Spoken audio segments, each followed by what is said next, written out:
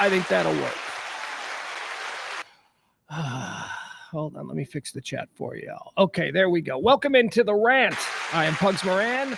We are Radio Misfits Dallas, live from the E-Gallery studio here in beautiful Dallas's Design District. A little bit of an issue there with the start. Yeah, I'll tell you what the issue is. Beyond my control. So apparently Elon Musk, who sucks, fucking hate this guy. Go ahead, keep carrying water for your little weirdo heroes.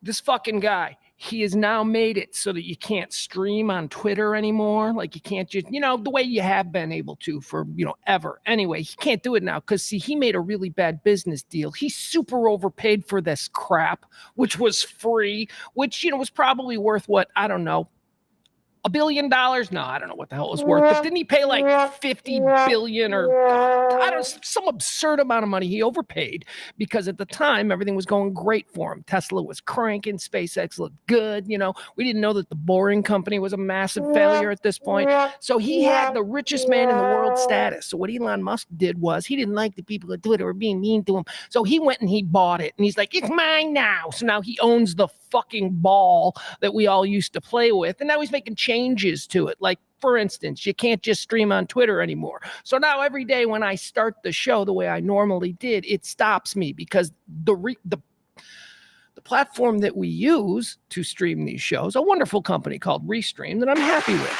It's very easy to use. But anyway, because Twitter is no longer allowing me to stream, they want my $10 a month. They're like, you can only stream if you're a blue check. Now, fuck you, man. $10 a month for something that used to be free. I'm not an idiot. Although we're probably going to have to at some point get a $10 a month subscription Twitter. So I don't even know. I don't know. Maybe just go hard on Instagram. Maybe that's it. So anyway, because they changed their rules at Twitter where we're no longer allowed to stream for free unless we're blue checks. Every day when I hit start of the show doesn't go live. It tells me, hey, one of your things that you think you're streaming to it's just a whole process now. So fuck you, Elon Musk. Jesus. Oh, this guy. Hey, by the way, let's do this. I'm starting a new thing. I thought this could be fun. All right, so this is Powerade, right? So here's the thing. My kid, he's 15 years old. He lives almost exclusively on these kinds of drinks, these kinds of I come from a world where there's Gatorade. That's it. But apparently there are a whole bunch of other stuff. So Powerade is one of the Body Armor. There's energy drinks too. There's like all kinds of crazy energy drinks. Hey, you want to hear something funny? You know that stuff Four Loko? That Four Loko? Did you know that's water? I didn't know it was water. Thought it was something else. That's a pretty extravagant name for water, wouldn't you say? Four Loko. Anyway, I learned that's water. So every day now that we're doing the show here from the beautiful Dallas home of Radio Misfits Dallas, in fact, the E-Gallery in the Design District, I'm a little bit out of my rhythm. I'm doing things differently. One of the things that I'm doing differently is every morning I'm stopping at the 7-Eleven and I'm just getting a little something to drink. And my kid, because he sends me to the store all the time, and he's like, get me some drinks. And I'm like, what kind? He's like, it doesn't matter. So I'm always bringing all kinds of different energy drinks and rehydration formulas. So I figure every day maybe I'll grab one. Every day I'll try a different one, and then we'll know which one is the best. Today we're going to do, I've never had Powerade. I know people probably think I'm nuts. You're like, what do you mean you've never had Powerade? Well, I'm 50, okay? Like I said, I come from the Gatorade generation. That's it. If I need to rehydrate, I go to the 7-Eleven, I open up the cooler, and I buy Gatorade. I don't buy these off-brand things. Although I do understand this is Pepsi. So this is not exactly off-brand. It's actually mainstream. All right, let me try this. This is a fruit punch Powerade. Here we go.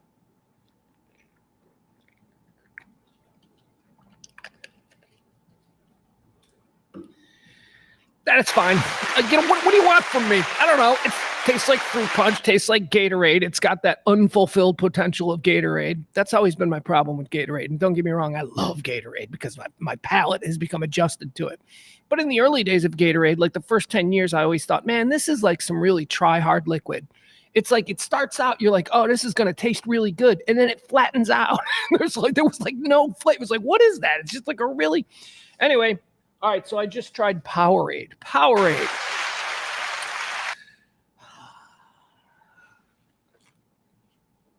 Kid's been with me all week. Kid, 15-year-old boy, giant moose of a man, violent. Oh, God. Even though he's playing around, he's hurting me. Hurt me again last night. I can't raise my arm above my...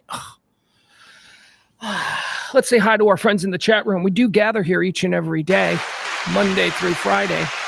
Wait. Oh, wait, Four Loko. Yeah, wait, no, it's Liquid Death. That's what it is. I'm sorry. Cam Grant, you're right. See, I don't know anything about these things. So I'm going to try a whole bunch of different ones. Because could do it with wine, could do it with beer, but, those would have residual problems associated with me just, pounding. I'm going to do like energy drinks and rehydration drinks. Youth drinks. I'm going to give you the best one. You guys are right, though. I'm so sorry. Four Loko was that thing that was banned, right? That's why when I hear Liquid Death, my mind immediately goes to like, that should be banned, right? But it's just marketing.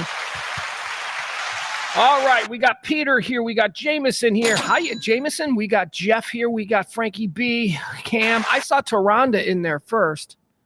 Taronda, I'm going to give the award to being here first. Mikey D also. We got Barney.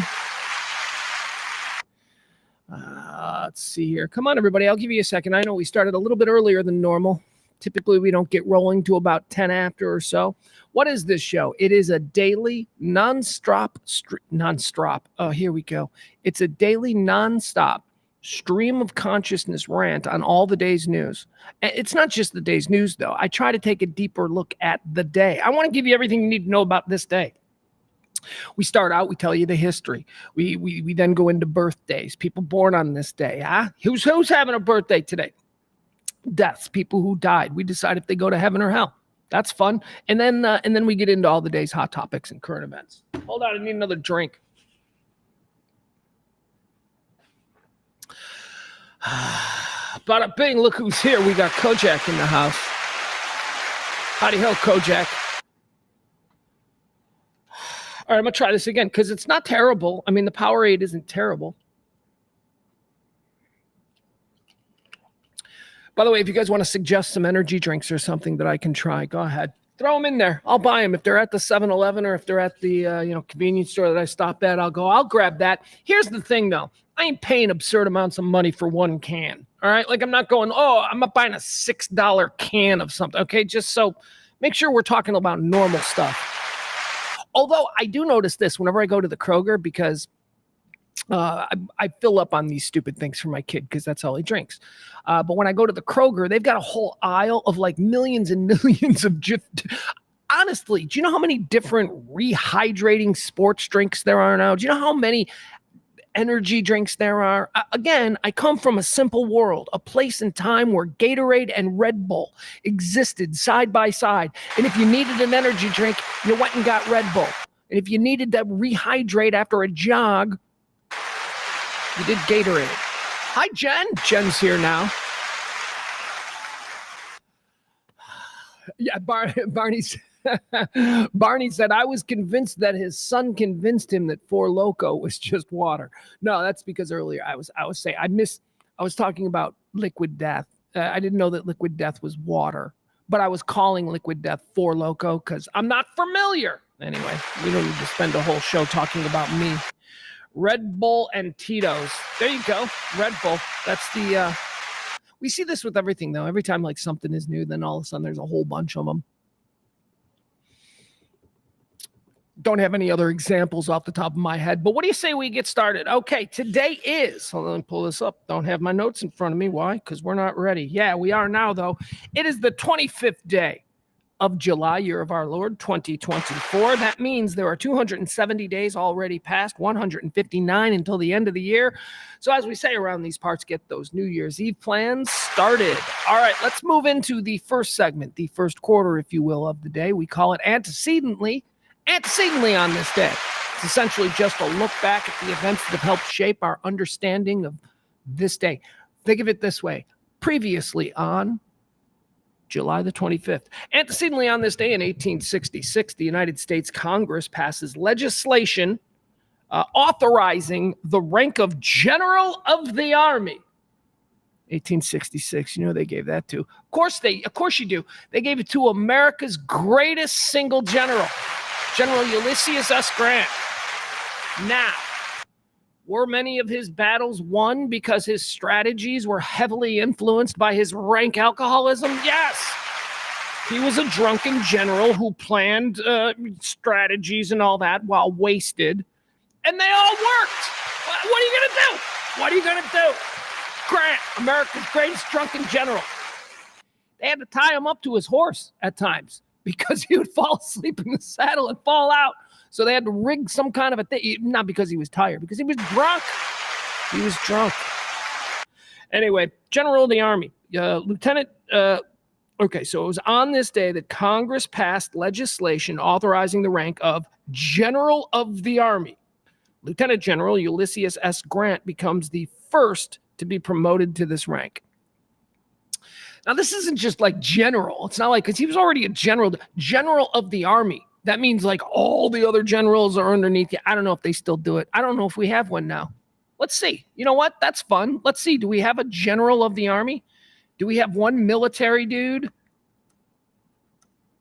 who has risen so high in this modern United States? We should know his name, don't you? General of the Army is a 5-star. Okay, so we're looking for a 5-star general. All right. Do we have 5-star generals? Let's see. All right. Hold on.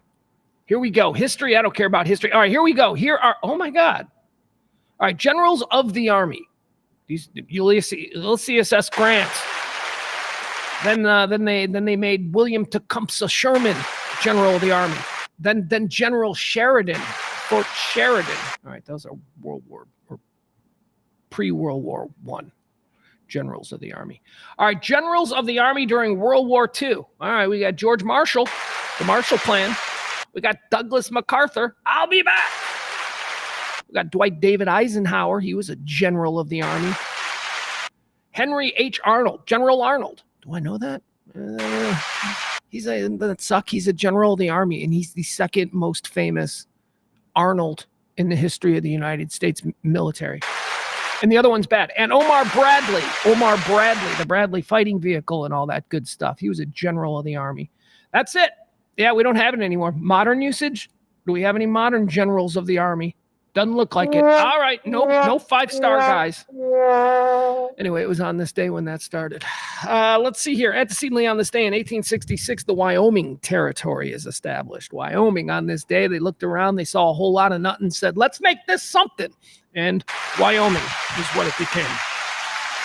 Antecedently on this day in 1965, a very big moment in the history of American culture, certainly in American music. It almost devastated folk music, for it was on this day in 1965 that Bob Dylan at the Newport Folk Festival, the largest folk gathering in the world, Bob Dylan steps out on stage, a young hero, a prince of the genre, a guy that everybody came to see.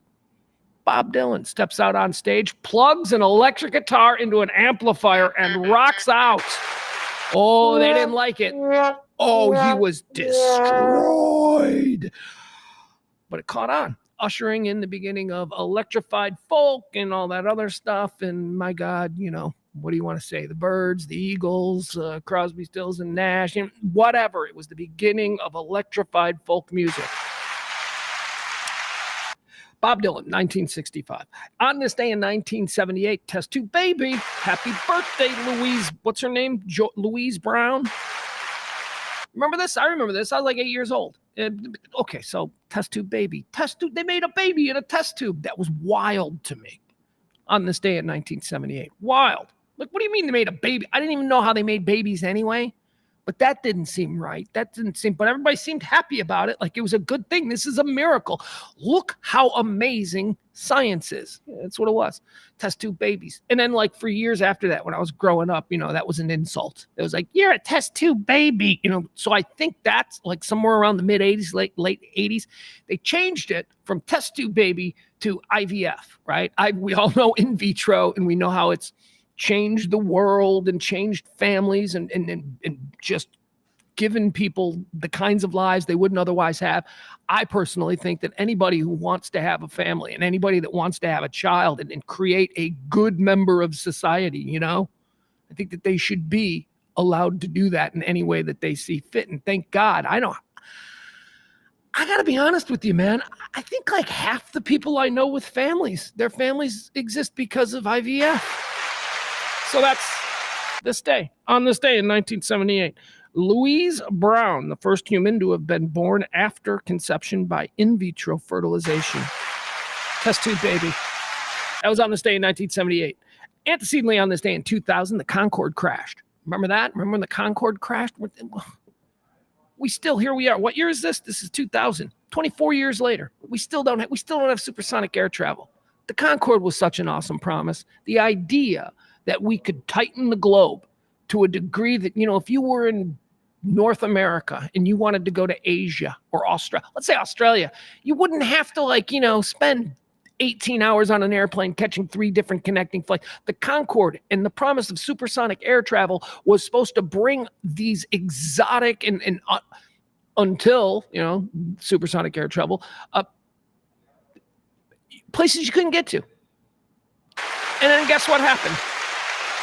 A bunch of rich guys didn't want us plebes to be able to go wherever we wanted, so they made it incredibly expensive. And why did they do that? They did it by banning it all across the United States. United Airlines, American Airlines, all the airlines got together and they created some fakakta idea that when supersonic planes land in landlocked cities, they create sonic booms that could be terribly dangerous to people. So bought and paid for Congress of the time said, yeah, you can't have supersonic planes. And if supersonic planes are going to land, they can only land in East Coast or West Coast over water, which is total bullshit because at the time where I lived, Chicago O'Hare was like the busiest airport in the world, still is one of the busiest. It's just a hub in the middle of the country. That's why it's busy. But they couldn't have Concords. We couldn't get Concords into Chicago. We've got a military base right there at the same airport. Those are fighter jets. Those things come in at supersonic speed. So it was bullshit. And then they decided to knuckle down. So what was it? France and a partnership between Air France and British Airways, I think. I think that's who operated the Concorde. So they went, okay, fine. Let's make every seat $1 million or whatever. You know what I mean? It was super expensive. Nobody flew on the Concorde unless you're a rich kid. It's like flying private now. So then it crashed. And then it crashed. And it was like, oh, man, rich pop stars don't want to fly on the Concorde anymore because it crashed and now it went away. And it's 24 years later. We still have to dedicate half a week to get to Australia. This is absurd. All because of money. All because the airlines liked us, flying to Cleveland and flying. They liked it. Domestic air travel. It was great. They didn't want us saving up all year to go to Australia. They liked what they had. They didn't like the competition. Why? Because they would have to change over their fleets. American Airlines didn't want to have to start building a whole bunch of supersonic planes to keep up. So they created, as I said, a stupid law that wasn't even real. But Congress was bought and paid for. They always have been. That's on this day, 2000. Air France 4590 crashes outside of Paris shortly after taking off from Charles de Gaulle Airport, killing 113 people and essentially ending the era of supersonic flight. On this day in 2010, WikiLeaks publishes classified documents about the war in Afghanistan. It's the whole start of the whole thing. 2010. What's that guy's name? Blondie McSquarehead. What's his name? They just let him not out of prison, but they just said, all right, fine, nobody cares about you anymore. That was the day that this guy started. I think it's good that I can't remember his name. Don't need to remember his name. All right, that's going to do it for Antecedently on this day. Let's talk about some birthdays. These are celebrities or notable quotables, people of, accomplishment who we will mention because they were born on this day. And then we're just going to go like, do we like them? Are they cool or not? Born on this day in 1750, Henry Knox. Henry Knox! He's an American patriot. He's a general. But let's just say Fort Knox is named after him. I don't know that for sure. Look it up. If you want to be a dick about it, go look it up, okay? I'm just saying Henry Knox was probably the guy they named Fort Knox after. Henry Knox, American general and politician, first United States Secretary of War. Born on this day in 1750. Born on this day in 1923. This one sucks because she just died 2 days ago. We did her in the deaths, and now we're going to do her in the lives. Born on this day in 1923. Golden Girl Estelle Getty. Remember, she died. She died 2 years ago. We put her in heaven. Put her in heaven because she's a golden girl. Let's see here. Born on this day in 1925, Jerry Paris. You guys know who Jerry Paris is? Jerry Paris was Jerry Helper from the Dick Van Dyke Show. Remember Jerry and Millie? Jerry and Millie, they live next door. The people that the Petries used to swing with. Yeah. There was something going on there. And let me tell you, Rob Petrie was getting the short end of the stick because let me tell you, Millie Helper was no Laura Petrie. No. Jerry was like, yeah, we swing. And Millie's like, what? We do? Although Millie would be happy. Millie would be happy because I guess Dick Van Dyke was a pretty good looking guy like Rob Petrie. I guess the question is, would Millie Helper do Rob Petrie? I think the answer is yeah. I think the answer is yes. I think she'd be so lucky. I don't think Millie was. I think Jerry Paris, our birthday boy, Jerry Helper, and Mary Tyler Moore, Laura Petrie, and Dick Van Dyke, Rob Petrie. I think that they were attractive people, and I don't think that Millie was. I think that Millie was okay. I think that Millie was like, a Cleveland Five, something like that. I don't know. Anyway, happy birthday, Jerry Paris. Jerry Paris would go on to be one of the most prolific television directors in Hollywood. He directed every episode of Friends. If you watch Friends, it's like, look, there's Jerry Helper from the old Dick Van Dyke show. Born on this day in 1925, happy birthday. Born on this day in 1953, happy birthday to the great Walter Payton. Walter Payton, good old number 34, sweetness, my favorite professional athlete of all time, the hero of my childhood. Let me tell you how lucky I was. All right, this is how lucky I was. So I got to grow up as a kid in my very early days and then into my teens with Walter Payton as my football idol. And then I had Jordan, coming in basketball. But let me draw a distinction between these two people. Jordan's an asshole. Walter Payton is a guy that the NFL now has a trophy named after who they give to the best dude on every team. Okay? Like the dude who does the most in the community, who's the best with fans, because that's who Walter Payton was. Now, Michael Jordan's a great athlete, and I love watching him perform, and he brought my team a whole bunch of championships, but Michael Jordan's a jerk. Walter Payton is not just the man of the year, he's the man of every year. Happy birthday to Sweet. His nickname was fucking Sweetness. Why do you think? So, like I say, as a kid, I was lucky because I got to see my original hero is truly worthy of a child's admiration. It's truly worthy of having, a poster in the bedroom. Now, look, Walter liked girls and he liked to have a good time and dance and all that stuff. That's fine. But he was also genuinely a dude who was just awesome in the community. Just awesome with charities, would support anything, would show up at things where he wasn't even asked to be. And he was just a great guy. It's why they have the award. They have the award because he was a good guy. And then because he was taken so quickly and so young, with a terrible disease, right? It's not like Walter Payton was found dead in a hotel with a prostitute. It wasn't like that. It was like we watched him die. We watched him, especially if you were in Chicago. We watched him. We cared about him. We loved him. He was very upfront about the whole process. And then it happened and he died and he's gone, but it's his birthday. So God bless you, Walter Payton. Sweetness. We were at a party near his house. And we were all drunk, and we pulled in his driveway, and we all got out because we were drunk and 18 and stupid. And we got out in his driveway, and we're like, "Yeah, it's Walter Payton's house," just being fucking idiots, right? And then we see down at the end of the driveway, the big house, we see the lights go on, and then we see the porch light come on, and then we see the front door swing open, and then we see a dude standing there in a white robe. We assumed it was Walter. I'm pretty sure it was. But then as soon as he showed up, we all went, "Hey!" And then we got in our car and left. That's all we wanted. He didn't yell at us. He didn't have a shotgun. He's probably used to it. He just came out and he's like, "Is this what you want?" I don't know. He said something. I couldn't hear him. I was drunk. If I'm being honest, I didn't even get out of the car. I was just sitting in the back seat. Happy birthday, Walter Payton. Born on this day in 1953, died in 1999. Born on this day in 1958. 1958? Good Lord, I had Thurston Moore of Sonic Youth. Born in 1958. That dude was old. He's old now. He was old when Sonic Youth was around. My goodness. Thurston Moore. Born on this day in 1958. Born on this day in 1967. Happy birthday to Matt LeBlanc. Matt LeBlanc, one of the Friends.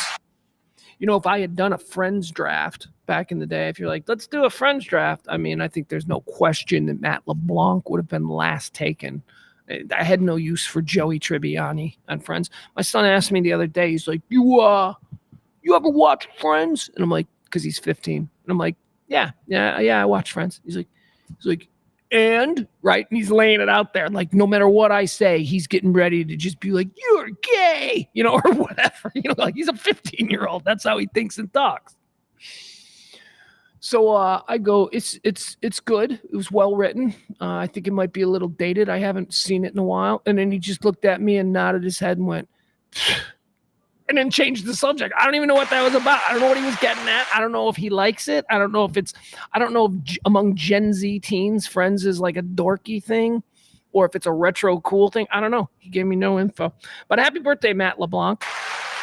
Born on this date in 1967. A couple of football players here. Born on this day in 1995, Alvin Kamara. Skillful running back. Born on this day in 2001, Bryce Young. Bryce Young, we don't know what his deal is, but my God, oh God, I love Bryce Young. I don't care what he does. It doesn't matter to me. His very existence, that he came out of college in a down quarterback year and somehow got super hyped to, they were saying about Bryce Young out of Alabama, because remember, it was him and CJ Stroud. This is why I love football experts. They were talking about Bryce Young and they're like, oh, well, even in a stacked quarterback year, he would be one of the top 3 quarterbacks. And then, I'm looking at him, and I think the rest of us are all looking at him, and we're like, he's like 5'10". He's like tiny. What? He's like Doug Fleet. He's not that small, I know, but he looks very frail. Anyway, point is this: he gets taken number 1 overall by the Carolina Panthers, an absolutely dumpster fire of a team. So he's never going to get a real fair look. He's got 3 years to, show that he's worthy of like a $200 million contract. Otherwise, he's gone, right? Quarterbacks aren't given time to develop anymore. So he's down there in a shithole, Bryce Young, Carolina. And, of course, my team is the one who traded with them. So here's how I like to look at the Bryce Young trade. So the Chicago Bears had the number 1 pick. And the Chicago Bears didn't really see a quarterback in that draft that they thought they could rebuild their team around. So they decided to roll with Justin Fields last year and see what they could do. So they had the number 1 pick. Carolina was desperate, and they got an owner who's a complete moron. So their owner was like, do whatever it takes to get. I heard Colin Cowherd talking about Bryce Young. Do whatever. It was seriously, it was some stupid thing like that. So the Chicago Bears just housed Carolina Panthers in a trade. The Bears are like, yeah, we'll give you the number 1 pick in a year of the NFL draft where the number 1 pick isn't really that sought after. So Carolina's like, okay, and they gave us everything. They gave us DJ Moore, right? We wanted him, but they also gave us their number 1 this last year, which turned out to be the number 1 pick. Anyway, it's just, I love Bryce Young. I love everything about him. I love his very existence. I love that he was hyped. I love that there's a stupid owner in Carolina who thought that, he was going to be a generational quarterback. Well, great. And maybe he still will be. This is my point on Bryce Young. Maybe he still will be. We don't know. He's not getting a fair look.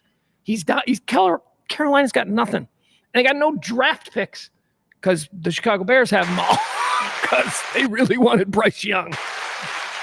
Oh, they're in hell. They are in hell. Hold on. My son is texting me. Hold on. Hold on.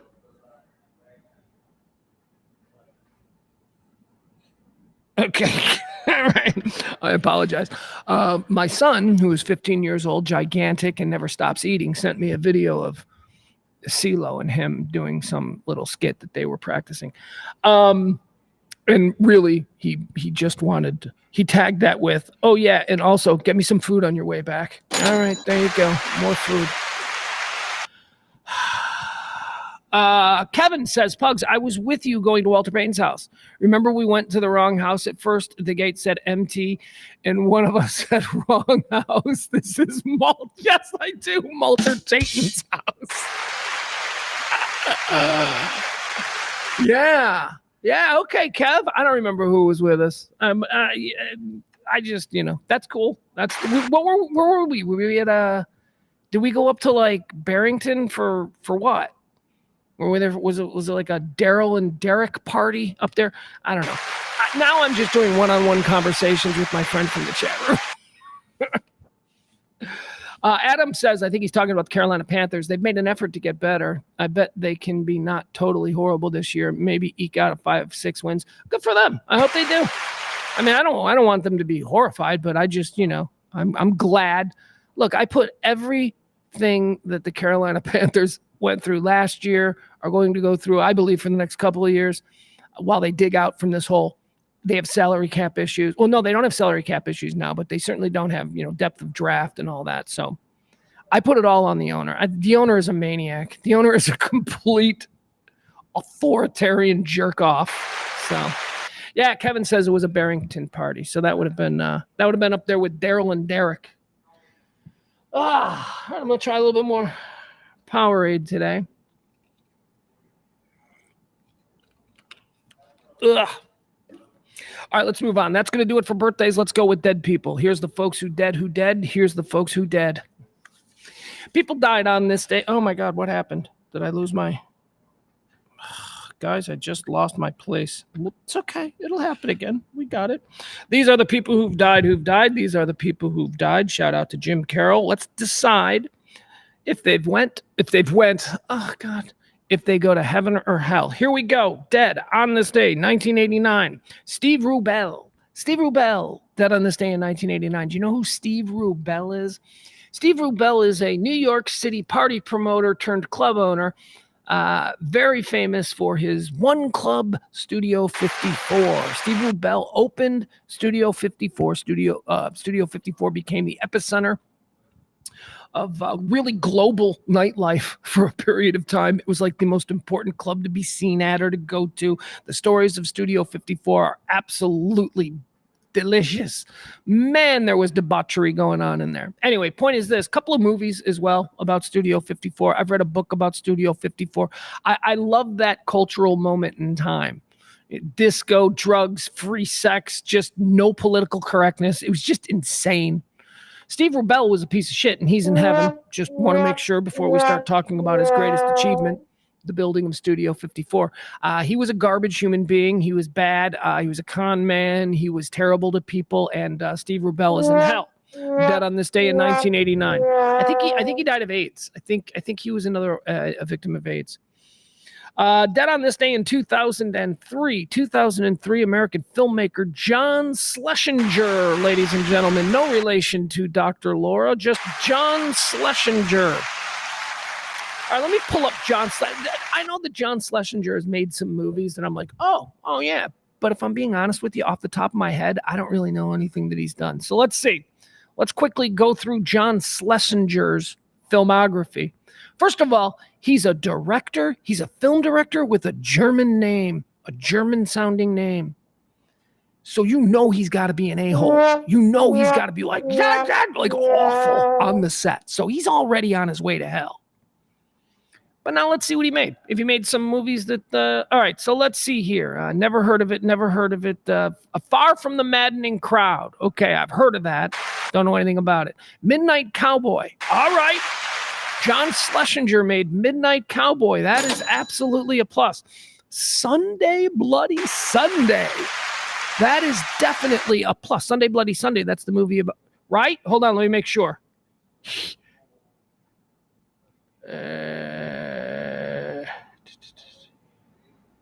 No, never mind. That's not it. Screw that. I thought that was the movie where the dude flew the blimp into the Super Bowl. Remember that? Anyway. Day of the Locust. There you go. That was another Schlesinger film. Marathon Man. Oh. So let me get this straight. So John Schlesinger directed the scene in Marathon Man where Sir Laurence Olivier does a little dental work on Dustin Hoffman. Oh, God. Forget it. He's going to hell. He's obviously got some darkness. And that is one of the most traumatic scenes I've ever seen in a film. You ever see that? Where Olivier playing the Nazi, okay, so when the Nazis all ran to Brazil, right? In that, or whatever. So he's down there hiding. He's an old Nazi. It's the 1970s. He's hiding down there in Brazil, and Dustin Hoffman finds out he's a Nazi, so he does Nazi dentistry on him. Oh my God! That was awful. Hey, but John Schlesinger also, 1985, Falcon and the Snowman. Look at that. I like that movie. Sean Penn, Timothy Hutton, couple of spies based on a true story. Don't know if it holds up. Liked it back then. Falcon and the Snowman. The Believers, 1987.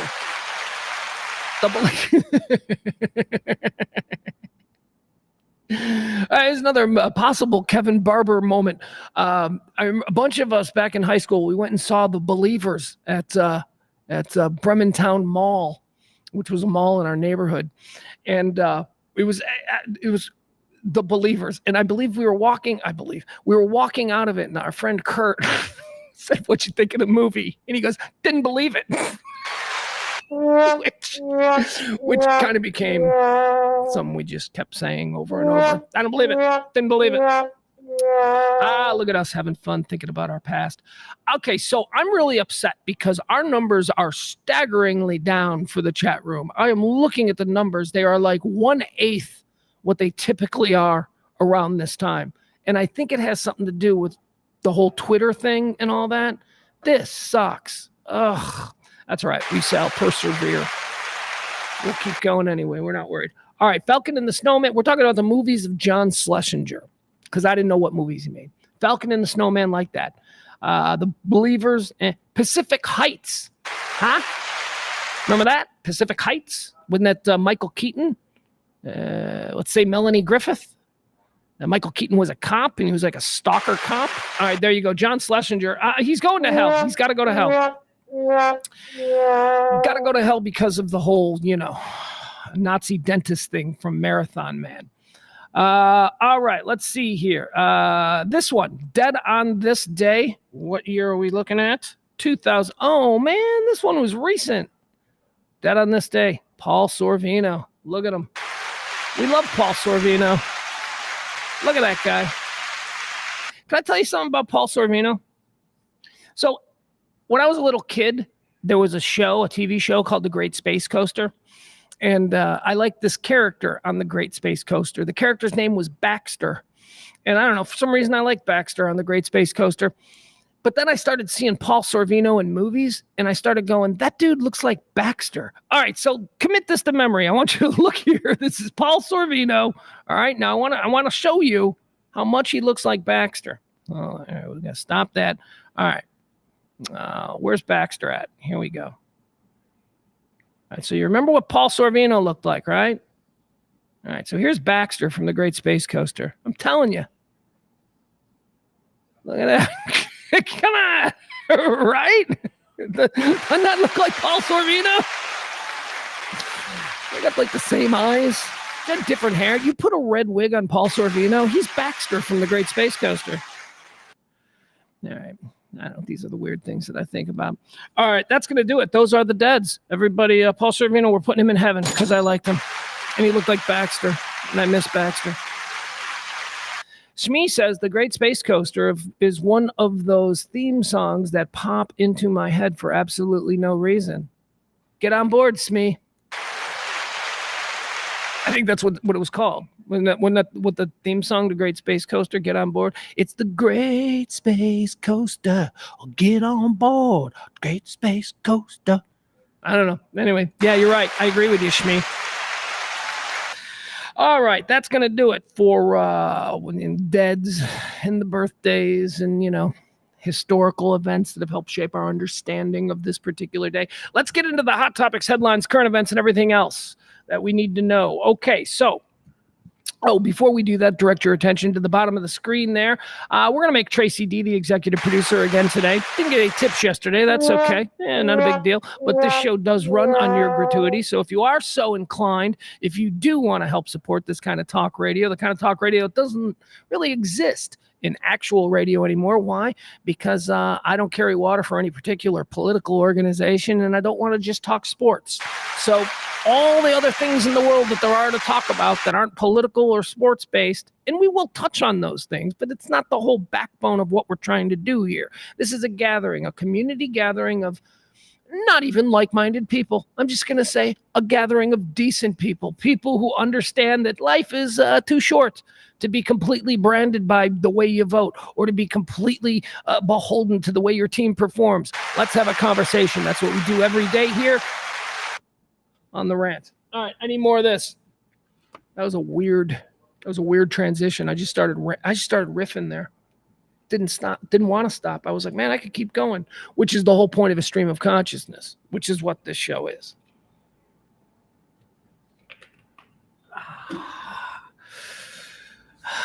Barney says, time to explore. It's a magic mystery in a place where dreams fly fast and free.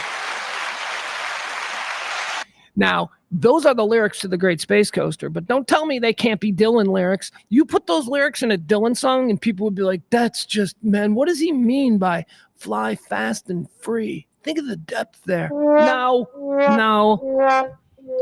To a 10-year-old in 1980, The Great Space Coaster theme was Dylan-esque.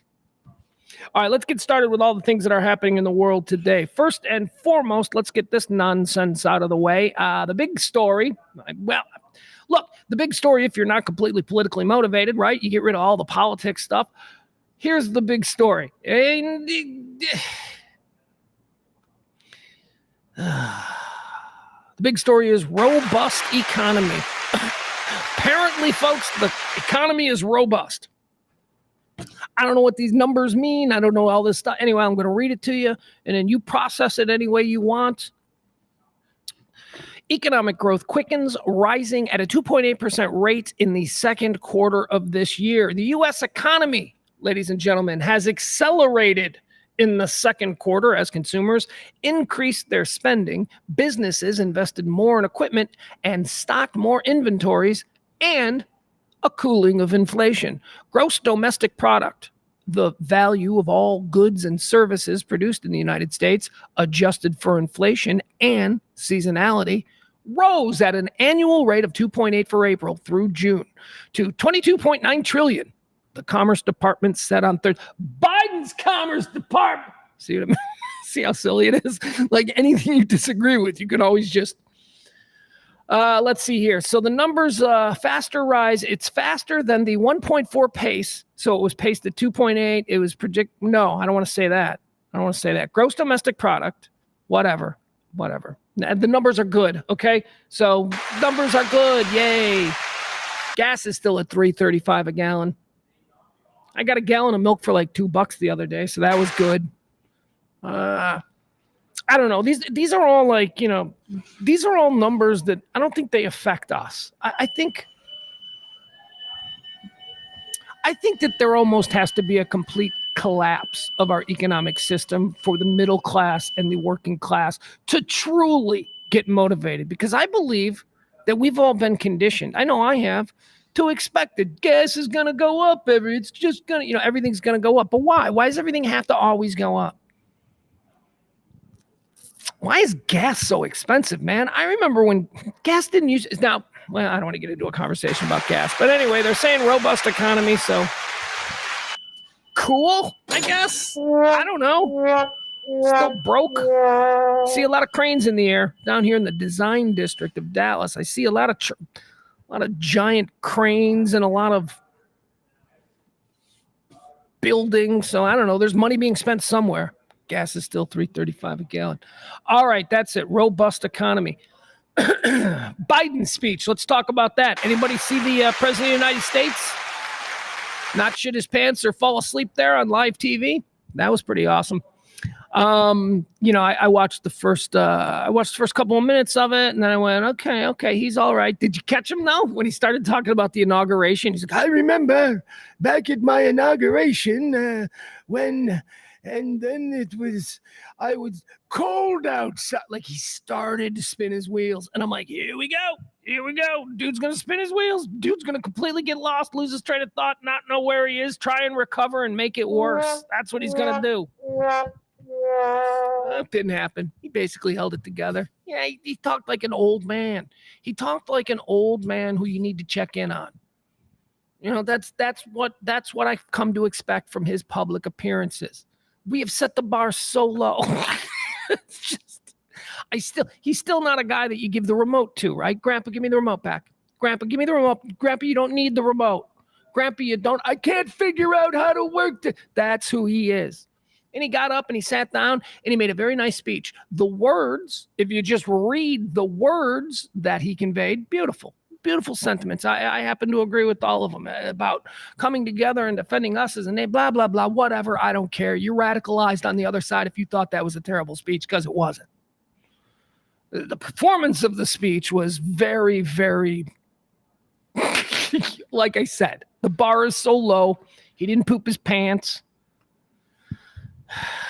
He didn't fall asleep. So there we have it. The Biden speech. I still think he blew it. It was like a manufactured LBJ moment, right?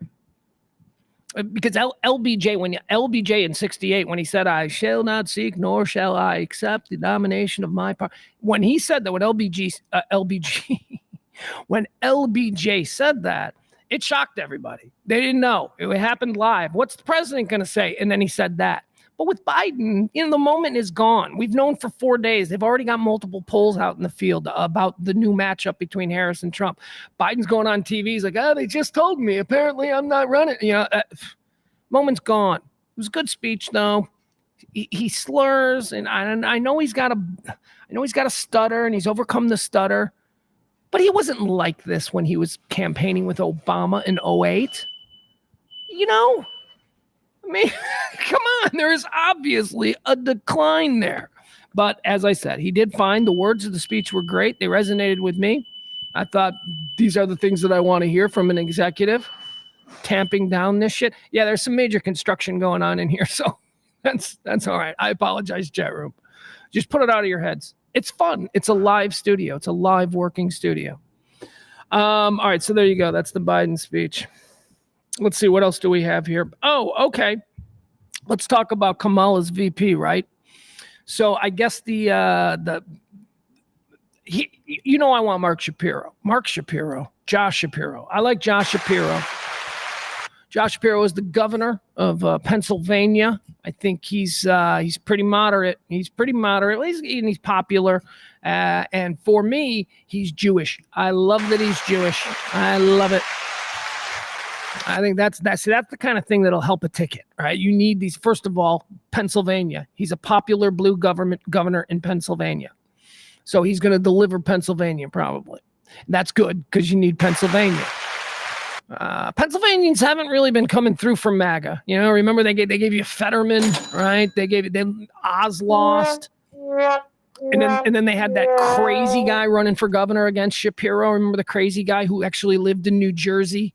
He was nuts. He was another MAGA back guy. So I think you got to go with Pennsylvania because they've got to be looking at this. And again, folks, I want to point this out.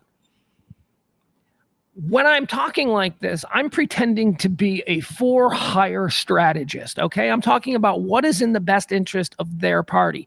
And it just so happens these past few days, the only party we've had truly discussed that with is the Democratic Party because they're the ones that underwent such drastic changes these past couple of days. So when I say all this stuff, I'm just saying what I think if I was a paid strategist to work for him, what I would do. I would make Josh Shapiro your second in command. You'll get the Jewish people. And it helps with Kamala. Kamala's going to have some issues, I think,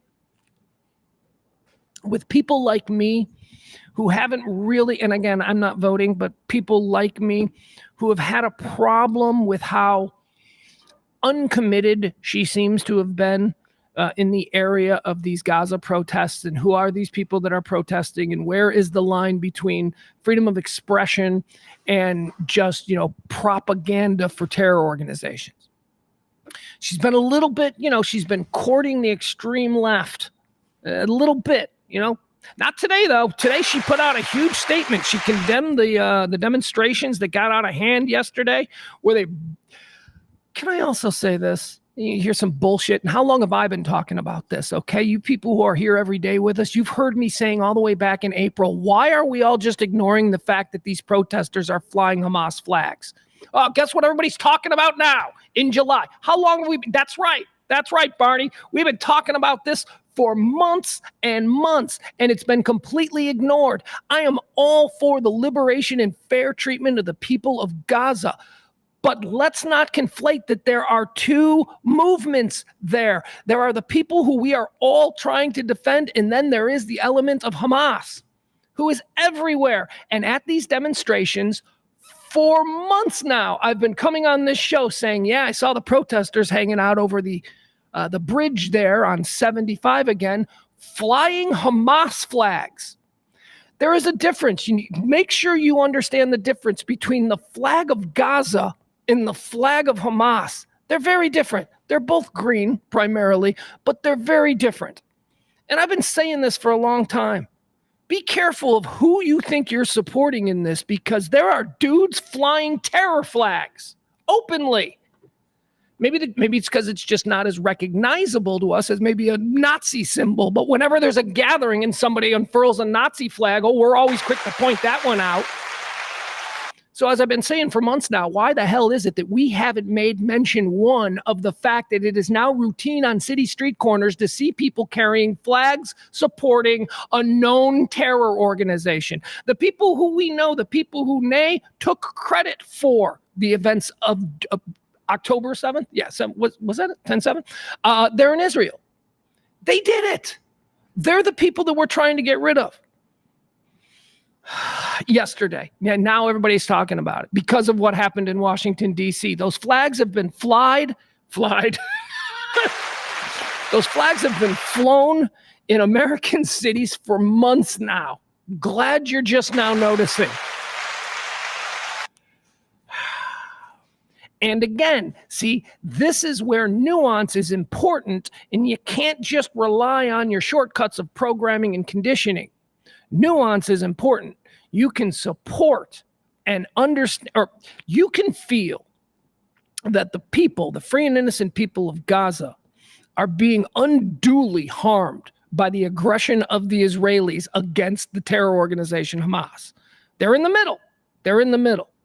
You can agree with that. And you can still say, but Hamas is a different thing. That's where the nuance comes in. You have to be able to make that distinction. And the problem with Kamala Harris that she's had now for a couple of months is that she hasn't been all that interested in making the distinction.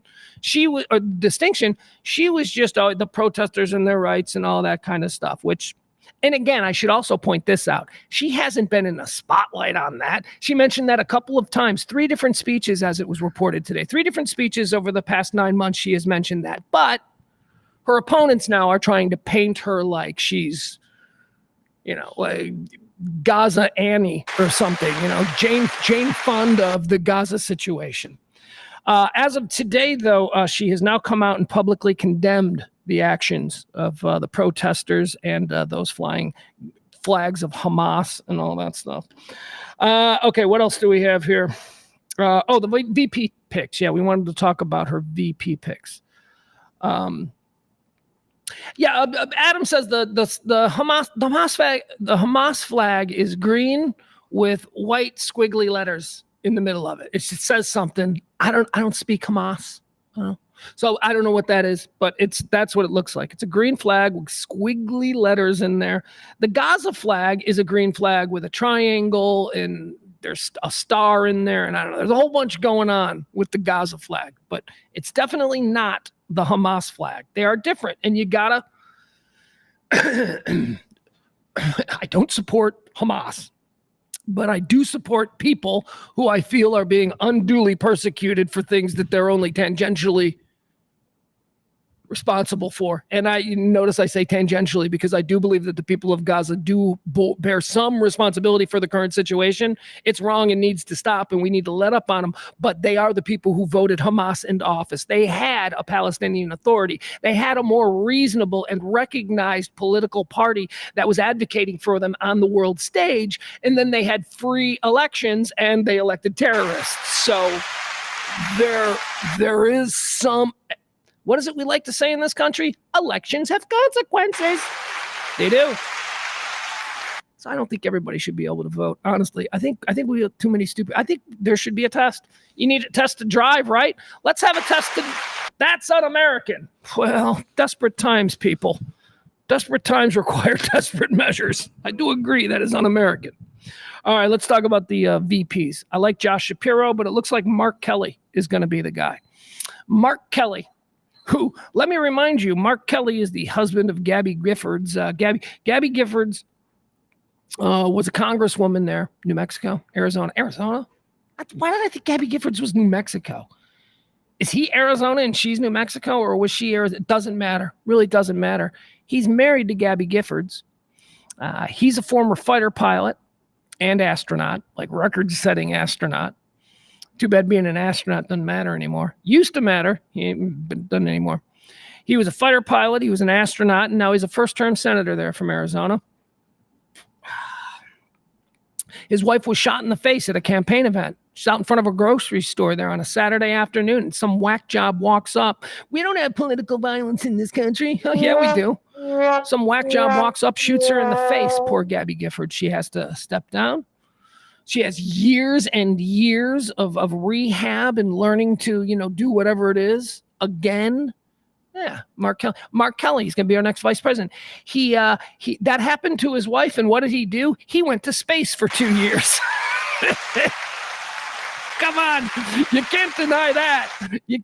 He was in space for like 2 years.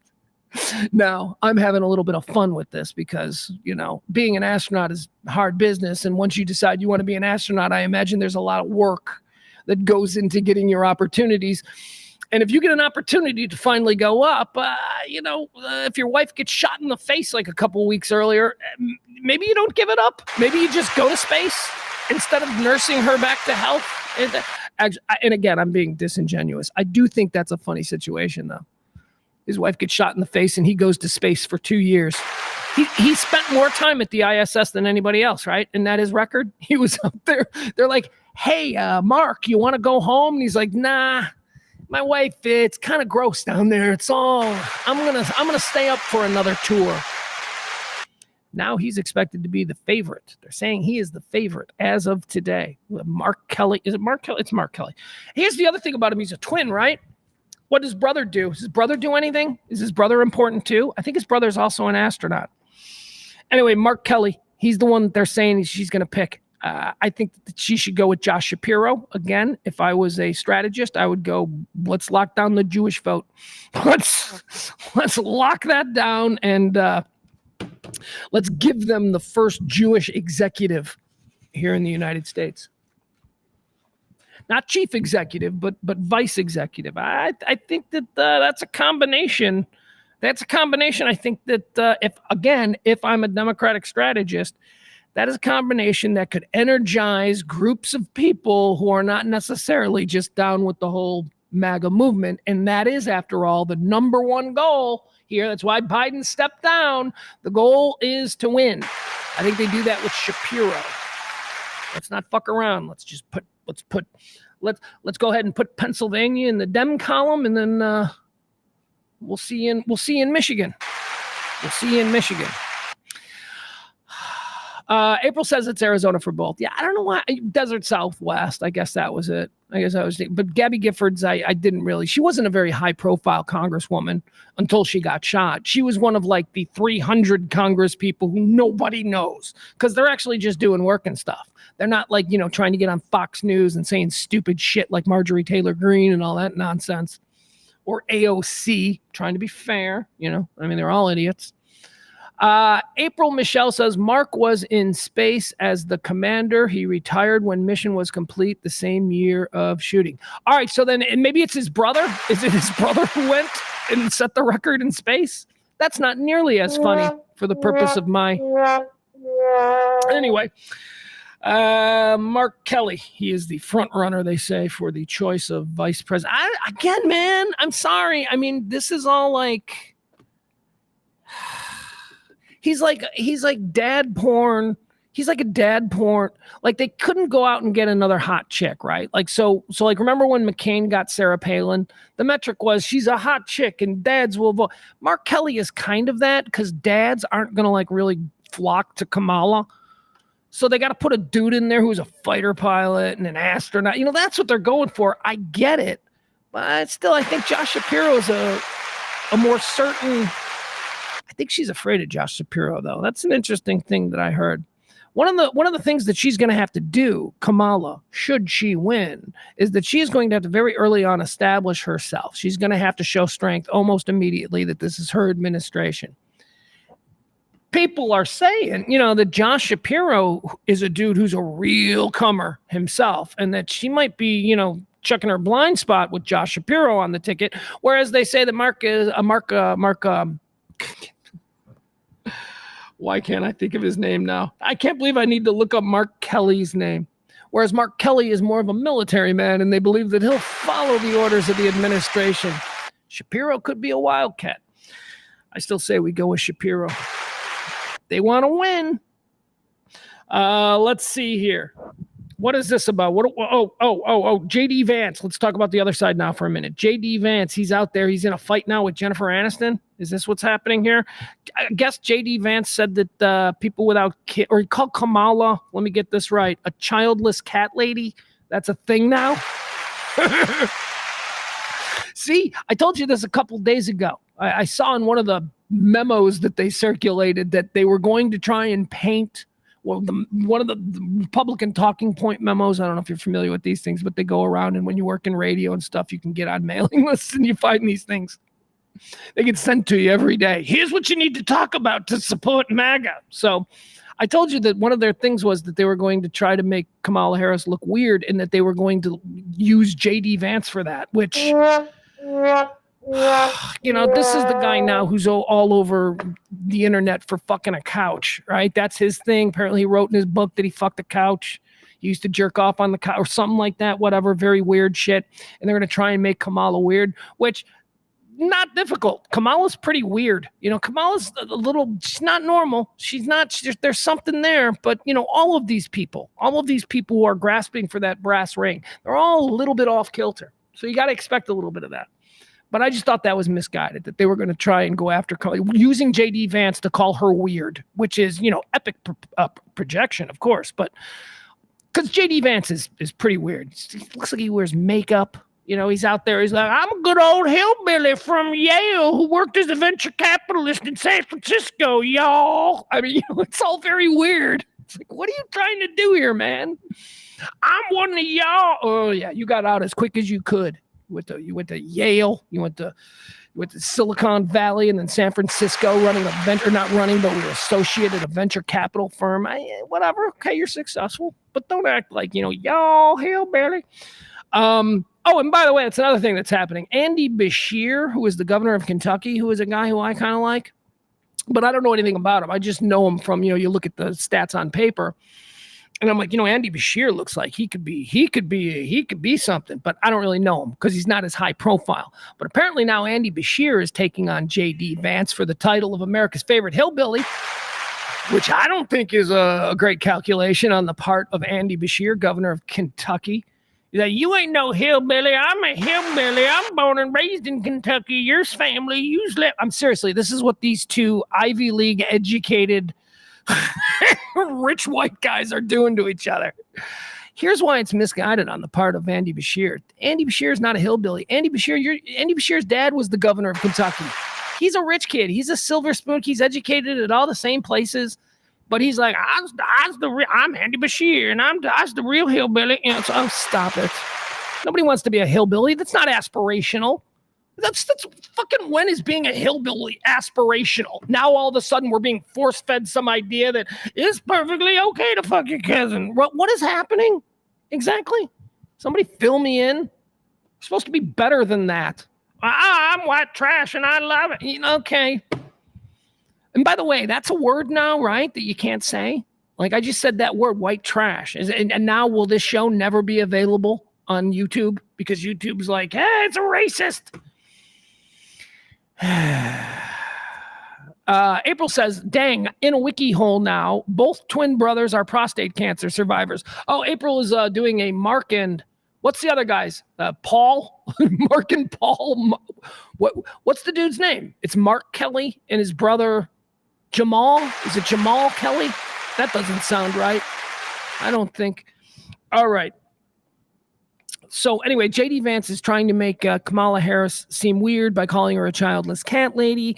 This is backfired on him, and now there's like millions of women just flooding social media, humiliating JD Vance. Probably not the first time JD Vance has been humiliated by a bunch of women at one time, but this is turned into a Jennifer Aniston issue now. Now we've got Jennifer Aniston involved. Apparently Jennifer Aniston does not like that she was referred to, but Kamala Harris was called a childless weird cat lady or whatever, and Jennifer Aniston feels like she has been attacked. And here's what she has to say. Let's see. Since when is Yahoo making me accept? Jennifer Aniston wants to pray for JD Vance in rare political dig. Yeah, I don't really think of her as being all that political. I don't know what she is. Jennifer Aniston on Wednesday slammed Senator J.D. Vance for past comments on women who don't have children. This is so not good. This is just not where they need to be going. That party and that ticket, unless they are just doubling down on the whole men and women belong in the kitchen, if that is their campaign in 2024 with 40 million new registered Gen Z voters, that's a fucking losing thing. Maybe Trump doesn't even want to be president. Maybe it's like last time where he was just trying to gather up a war chest and create all of this, influence around the globe. That's what he wanted. He wanted a tower in Russia. He didn't think he was going to win. Hell, nobody thought he was going to win. Maybe he's doing that again this time. They're doubling down on this shit. JD Vance is attacking the nation's women who don't have kids. You know how many women don't have kids? Jennifer Aniston. She can't have kids. Jennifer Aniston he's also anti-IVF, which, by the way, congratulations. Today is the birthday of the very first in vitro fertilization, Louise somebody. I mentioned her earlier. Jennifer Aniston has been struggling to have children for years and years. She goes through the IVF. She talks about it, whatever. So now she's looking at JD Vance, and JD Vance is like, you're childless and you're a weird cat person, and she feels that he's describing her because, I don't know. Look, let me tell you something. If 55-year-old Jennifer Aniston is what he's describing as a childless cat person, sign me up. Sign me up to hang out with that crew because she still looks amazing. She can't have kids, trying to have kids. She's mad at him for fighting IVF and all that stuff. Jen Aniston on Wednesday slammed Senator J.D. Vance for past comments on women who don't have children. The Friends star took aim at Donald Trump's new running mate for griping to Tucker Carlson in a 2021 interview that the country was run by a bunch of childless cat ladies who are miserable at their own lives and the choices that they've made. Well, that is a really interesting way for you to justify the fact that none of these women will talk to you in bars. That seems what this is about. That seems some very incel-like, and by the way, we know what incels are. Incels are just fucking guys with no game who can't get laid. And because they refuse to try and change these things about themselves, they decide the best track is just hate on women and queer off with their buddies on the down low. Bunch of weird-ass incels. JD Vance. The Friends star, it says here, Vance mentioned Vice President Kamala Harris, who is a stepmom. Okay. I don't want to get into that whole thing. You know what I want to get into? You want to know something that I think is going to be kind of a problem for Kamala Harris? Actually, I don't think it's going to be a problem. I don't think it's going to be a problem for the people that would ever consider voting for her. But something that MAGA is going to grasp onto, and I don't know that they really have yet. I posted like when this happened, my very first thought after it was announced that Biden wasn't running, what was this, Saturday, and that Kamala would be the new person. I posted a picture of Kamala's stepdaughter. And I said, wait till America gets a load of her. I'm telling you, I have been fascinated by Kamala Harris's stepdaughter for about a year. I don't know when it was that I first saw her. Actually, I think maybe it might even go back to the inauguration. I think I first spotted her at the inauguration. Kamala Harris's stepdaughter is, oh my God, she is just absolutely everything that the MAGA worldview stands for. She's she's a girl, she's a model, but she's not attractive. She's like one of these ugly models. Like, I don't mean to say it that way. Like, she probably could be attractive, but she's like got like really weird hair and big giant Coke bottle glasses, and she's always trying to dress interestingly ironic. You know, I just think she's gonna say some shit. I think that she's going. Let me show her to you. What's her name? Hold on. L something? Ella Emhoff. That's what it is, right? Ella Emhoff. Let's look at her. Hold on. I'm telling you, America's going to have fun with this chick. But I also think that she can handle it. Okay. She's like a Brooklyn artist, you know, probably very interesting, probably also very irritating. I bet she's irritating as fuck. But anyway, here she is. This is going to be the first stepdaughter. All right, that's one of her looks. There's another one of her looks. That's interesting. She's a model. She's like a successful working model. That's one of her looks. Okay, okay. Can I direct your attention to her underarm hair? She doesn't appear to, like, I know that these are all very silly things. I find her to be an interesting person. I find Kamala Harris's stepdaughter to be an incredibly interesting person. That's all I'm saying. Look at her here. She looks fine here. This is, whatever. I'm just pointing out that there are a whole bunch of people out there that as soon as her profile, Ella Emhoff, as soon as her profile gets raised, I think she's going to be the butt of a lot of jokes. I think she's going to take a whole lot of heat for the way she looks and the way she carries herself. There's Kamala. Okay, here we go. Who is this? Is that the dude from Train? Who's she hanging out with? That's like a rock star guy. No, is that the dude from Maroon 5? Or is that the dude from Matchbox 20? I don't know. There you go. Look at that outfit. That's awful. All right, there you go. Anyway, I think she's going to be fun. I think MAGA's going to have some fun with old Ella Emhoff. Let's see here. MC Lars has a song about her called Hipster Girl. Who's MC Lars? Never heard of MC Lars. All right. What else? Childless cat ladies. Jennifer Aniston's upset because she's like, don't make fun of kitten. Whatever. We'll get on from that. Okay, here's one. This is pretty shocking.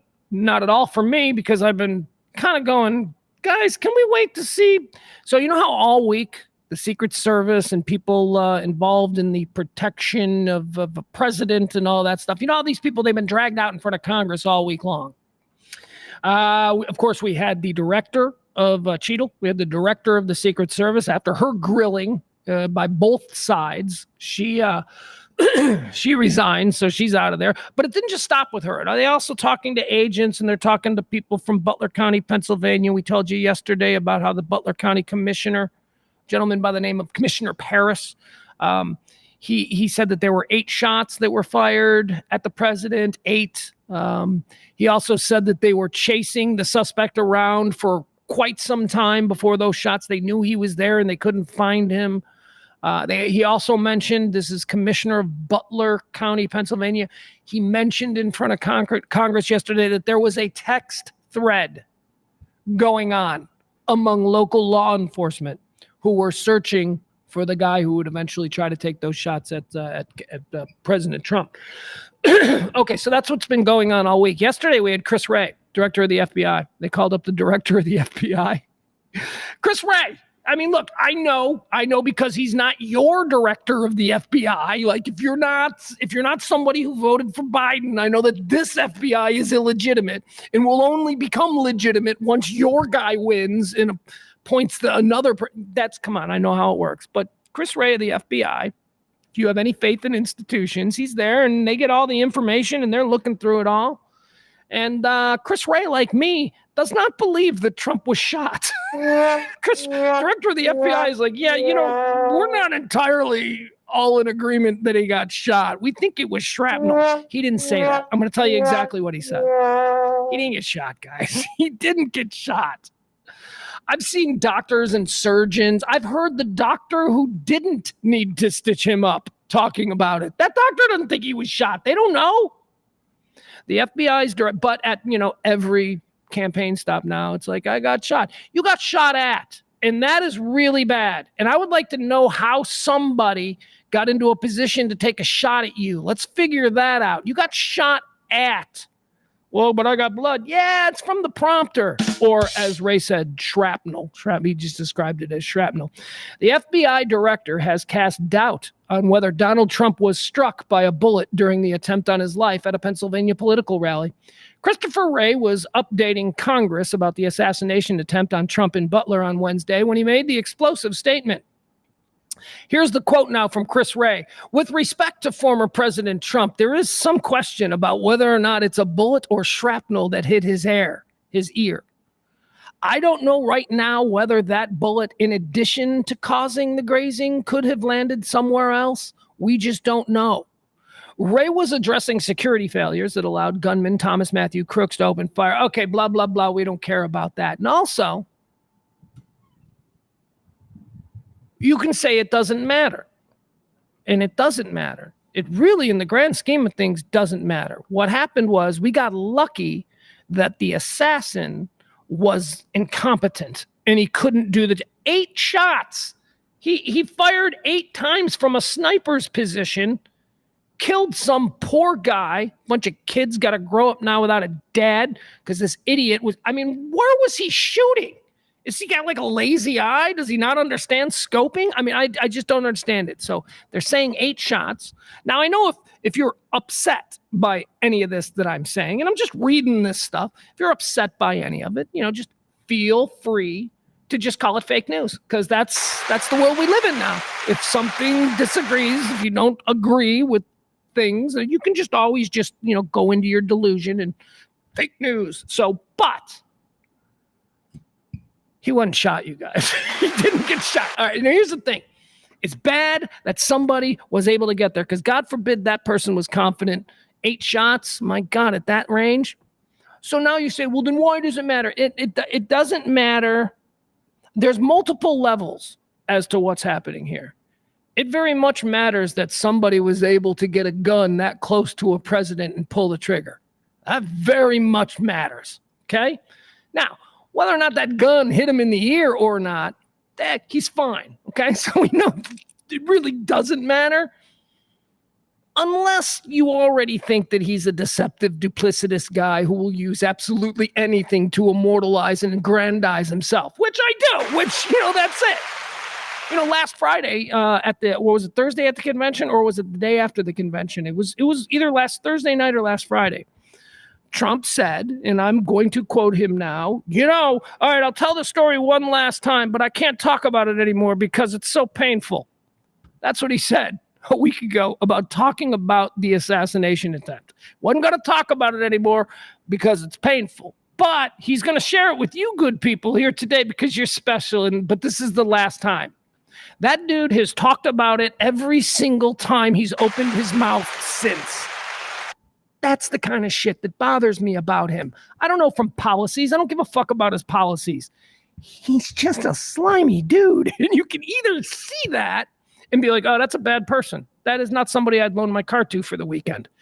See, that's who he is. It's not about his politics. And that's why it matters whether or not we can conclusively determine whether or not he was shot or whether or not that is caused by shrapnel. And I'm going to start calling it shrapnel because I have no idea if the shrapnel came from a teleprompter, a stage light, or anything else that idiot with the gun could have hit. I don't know. But Christopher Wray, the leader of the FBI, director of the FBI, Christopher Wray, does not believe that he was shot. He thinks it was shrapnel. All right. So do I. How about this one here? Tupac's killer. Anybody interested in what's going on with Tupac's killer? Tupac's killer. Remember him about a year ago? He got picked up in Las Vegas. They put him in jail. He's charged with conspiracy when was that? Like 1995 or something? Murder of Tupac Shakur in Las Vegas following a big heavyweight championship fight. So it'd been decades of absolutely no movement on this story. And then about a year ago, this guy gets arrested. So the guy got arrested. And now he's looking to get out pre-trial. He's looking to get out on bond or whatever. Apparently somebody's going to pay for him to get out. So he's going to get out and he's going to await trial free, right? He's an old man. He's not, obviously he would almost have to be, because if he was, 30 years ago. So he's an older man, and he's trying to get out while he awaits trial for the murder of Tupac Shakur. Now, the prosecution is arguing that he should not be let out. And the defense is saying, well, why not? Why can't he be let out? He's an old man. This crime was 30 years ago. What are you trying to prove here? And the prosecution said, because last year when we interviewed him, he said that Puffy, P. Diddy, came up to him back before the assassination of Tupac and asked him if he would do a hit on Tupac for 7 figures. So this is when he was first arrested. He started talking to cops, and he's like, yeah, man, they would come to me because, I'm like the guy on the streets. And P. Diddy offered me 7 figures to kill Tupac. He was trying to deflect in his police interview. He was trying to put the hunt onto P. Diddy. All right, so that was years ago when this happened. So now he's trying to get out. And the prosecution is going back to his police interview, and they're arguing that we can't let him out. He's a guy on the streets who is known to do hits for money. Oh, exactly, right? He running his mouth. Big dumb street hustler thinking he's going to impress cops with a better story. And then a year later, that story he told cops is the reason he can't get out on bail.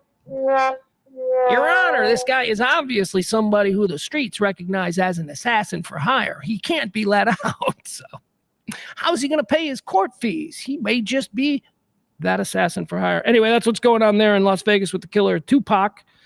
He might actually get out, though. Let me hit the they're not entirely certain that argument from the prosecution is going to work. I just thought it was kind of clever and funny because it came from his own mouth. Let's talk here about the NBA on TNT, right? So TNT lost the NBA after 40 years of being, I don't know. I never thought of TNT as the primary. It's always like the secondary home.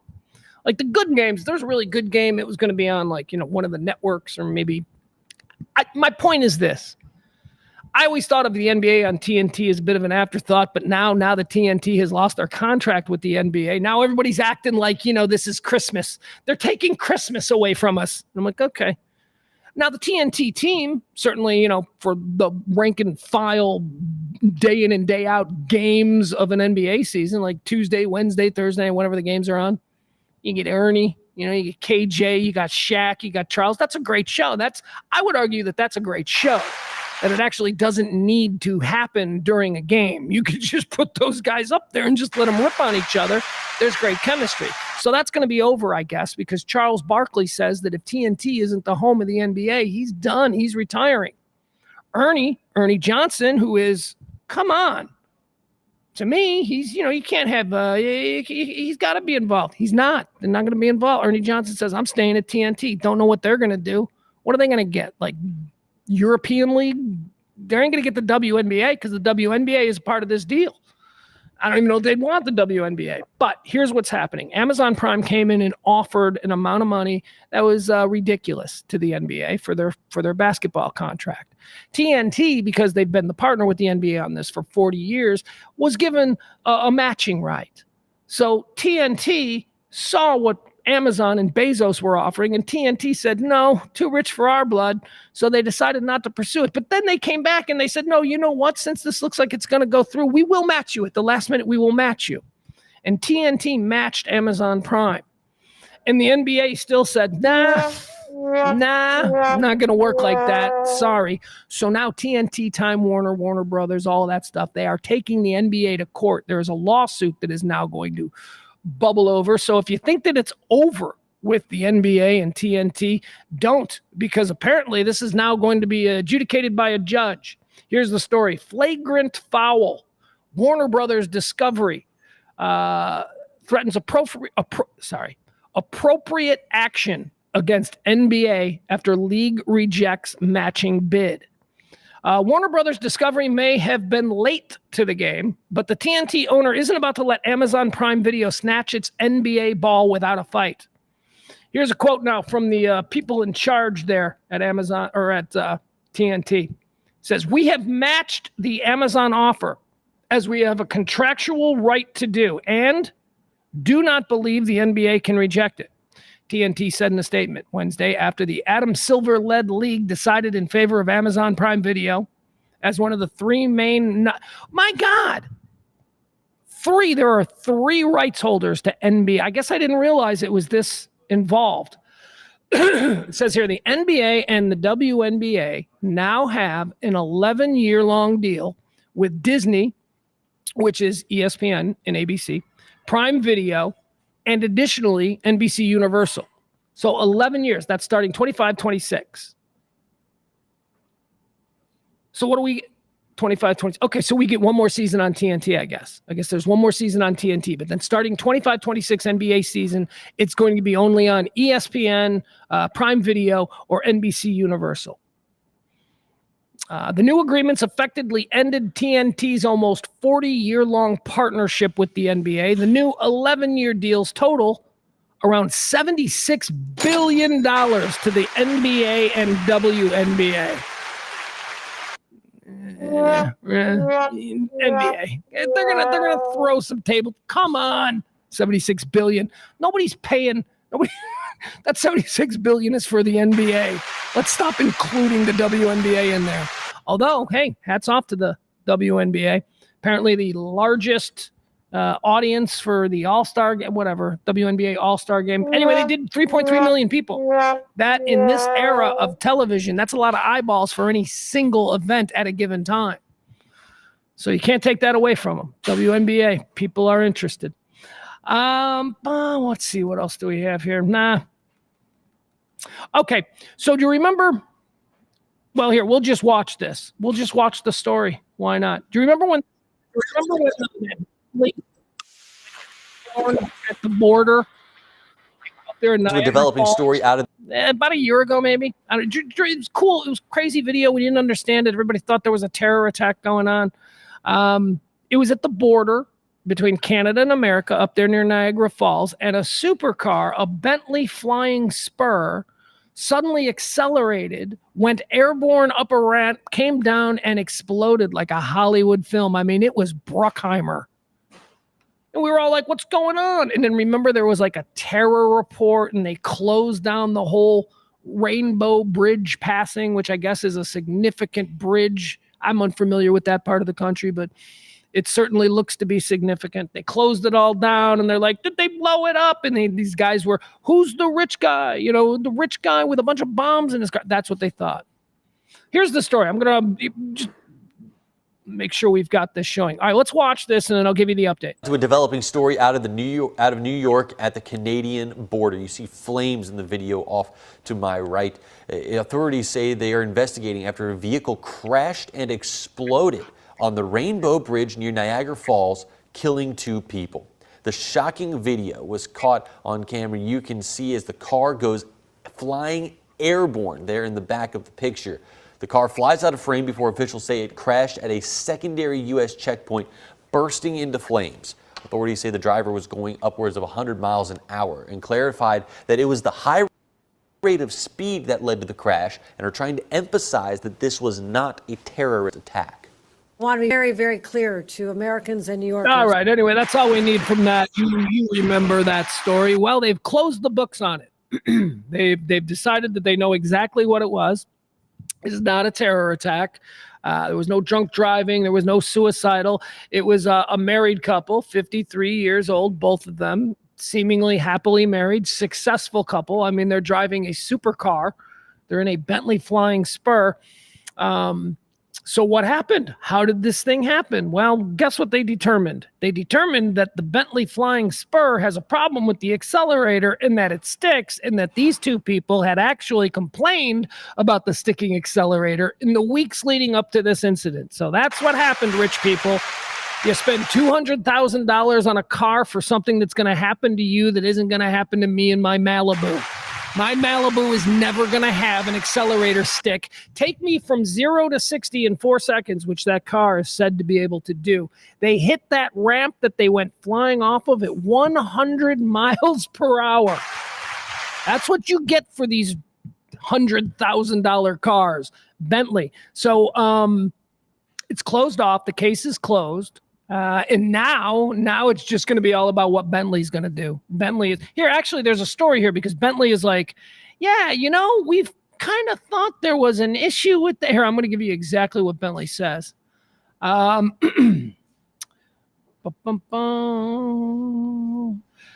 Mystery deepens into Bentley driver Kurt Villani, who plowed $300,000 flying spur supercar. $300,000 for that thing and the accelerator sticks? Oh, see, no way. I'd be so if I paid $300,000 for a car and like, I don't know, the radio knob was a little bit loose, I would lose my shit. I'd be like, what? Kurt and Monica Villani, both 53, were incinerated in a huge fireball at the Rainbow Bridge in Niagara Falls. The couple from Western New York were in a 2022 Bentley Flying Spur, which can go from 0 to 60 in 4 seconds. Well, we saw it. We saw that it can go airborne.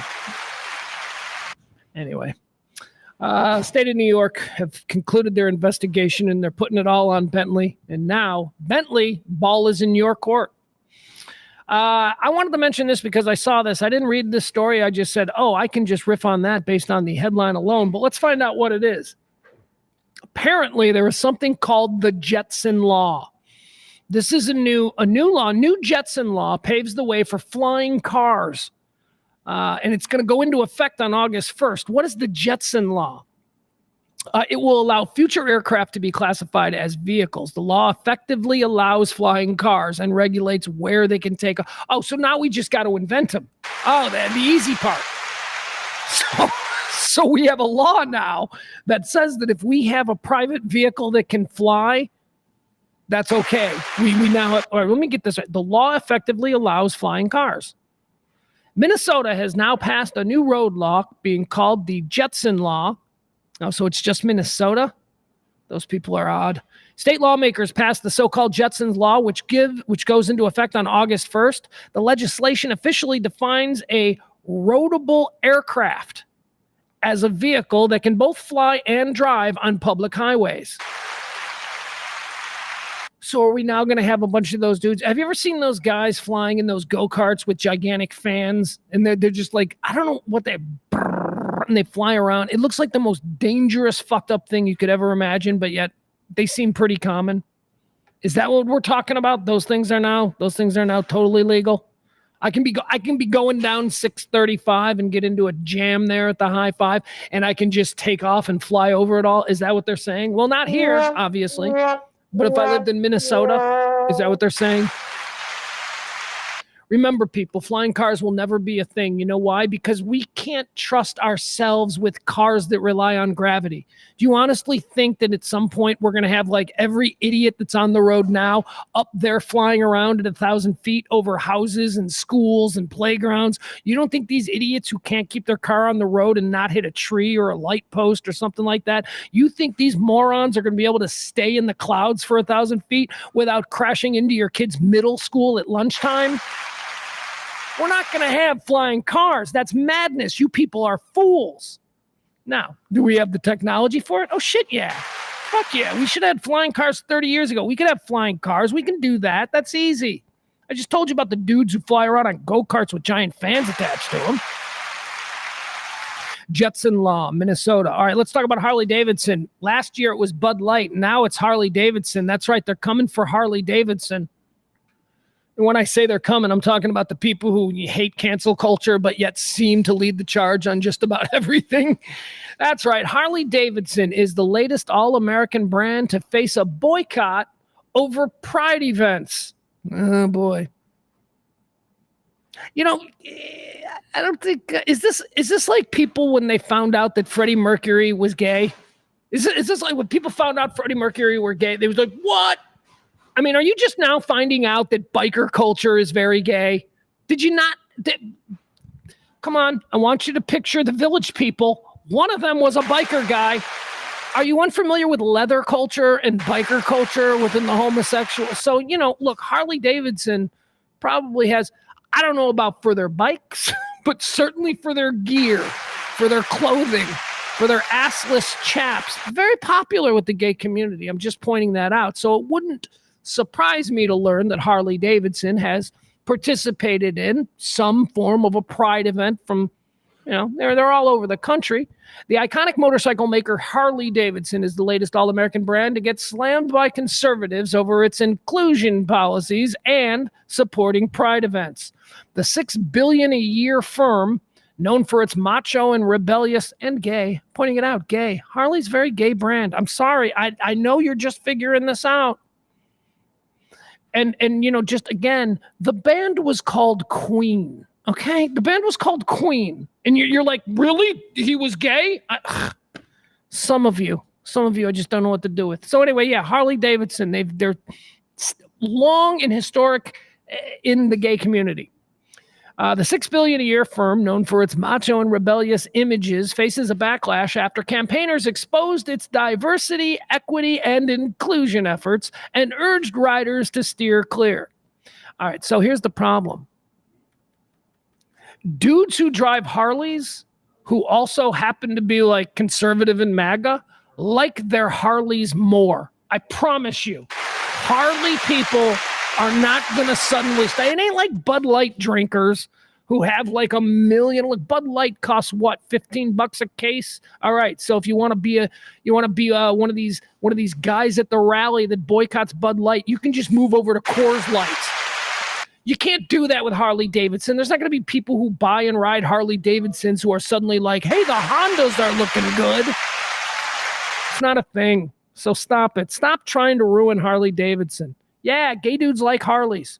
Gay dudes like bikers. Sorry. I'm just saying.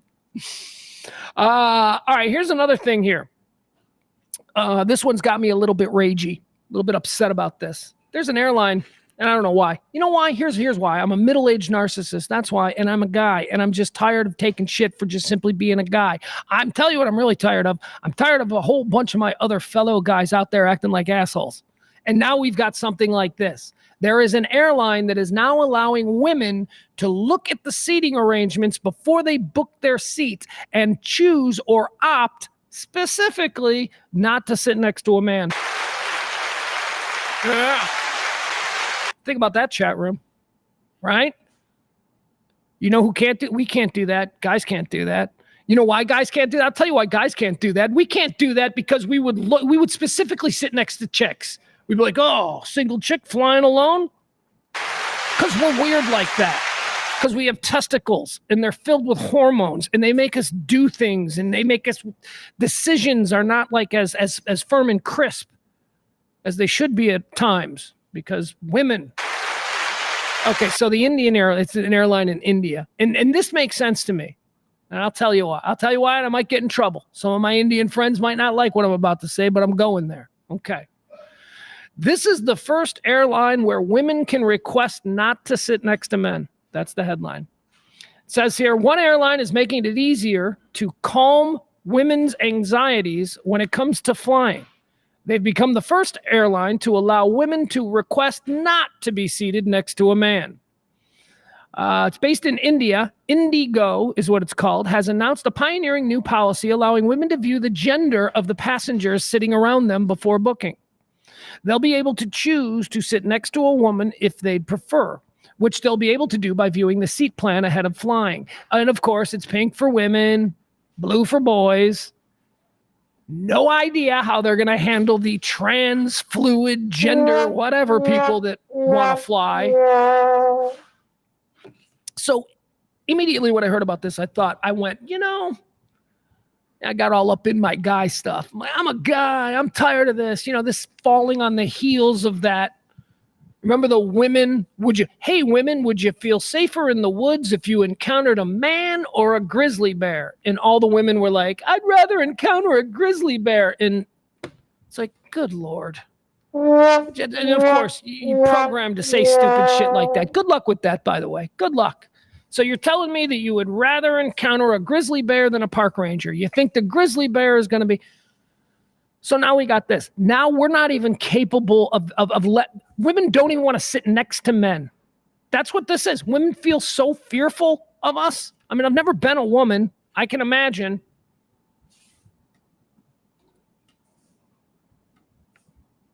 All right, so I've processed it. So we've gone through this now, and I've completely processed the idea that that's fine. Whatever. I don't care. I don't care. They ain't sit next to me. When do you get to pick your seats? Is this something I fly Southwest? Don't you just sit wherever you want? I guess that's the difference, right?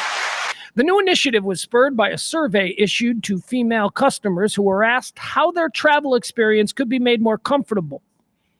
And they said, basically, not sitting next to strange men. Okay, now let's get into the portion of this where I say some things that people from India might be upset with.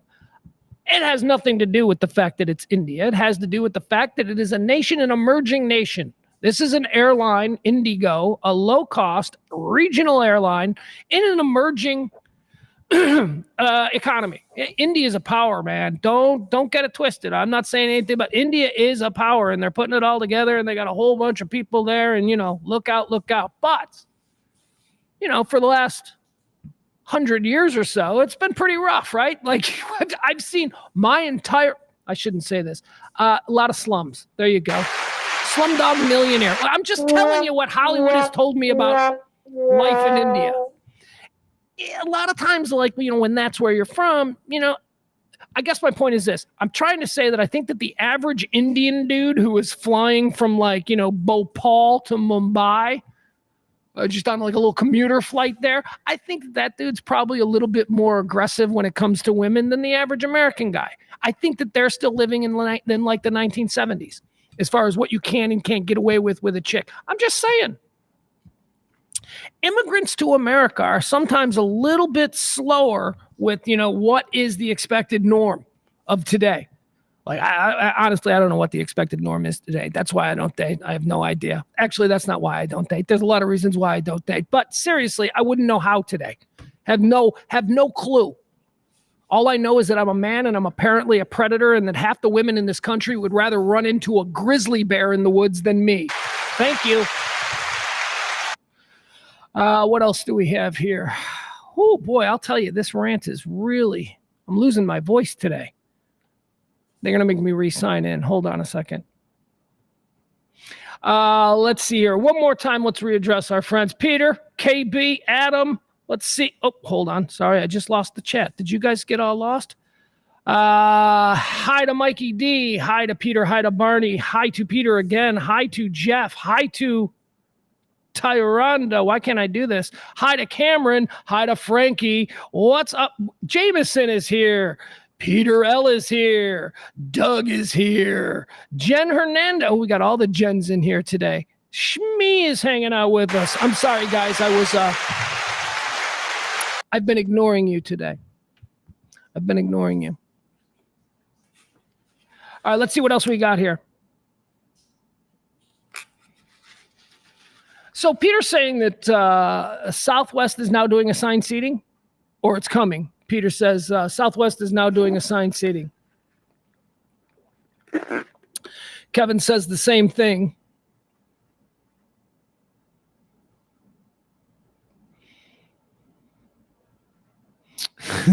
What is this? Hold on. Am I getting into it with somebody here in the chat room? Because I'm willing to do that. I'm willing to see. Hold on. I got to find this.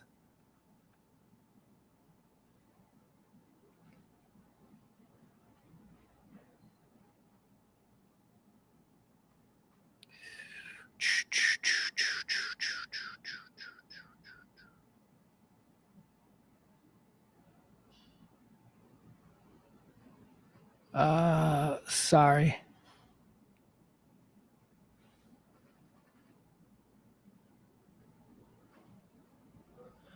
Oh, so this is going back. Thank you. I'm sorry. I was just going back through the chat as we're wrapping up today's show. Adam says he mentioned someone named MC Lars. And MC Lars is a mostly talentless rapper who does nerd shit, and he mostly sucks. Okay. Very good. Very good. They're going to make me... Guys, hold on. We need to take a quick time out here.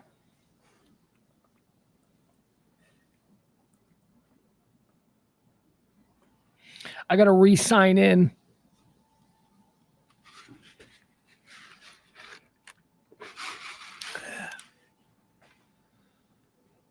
Now it's taking forever to sign me back in. All right, here we go. Powerade. Remember, every day I'm going to try and sample a different energy drink or rehydration drink. Today, Powerade. Yesterday was Body Armor, although I didn't showcase it the way. So I like the Body Armor was okay. The Powerade is all right. In the coming days, I hope to have some exotic energy drinks for you to tell you which I think are good and which I think are ugh. All right, let's see here. Where are we? Let's move back in. I know I got another story we're going to go to here. I know I got a story about road raging that I wanted to talk to you about because it's a bit surprising to me. Let's see here.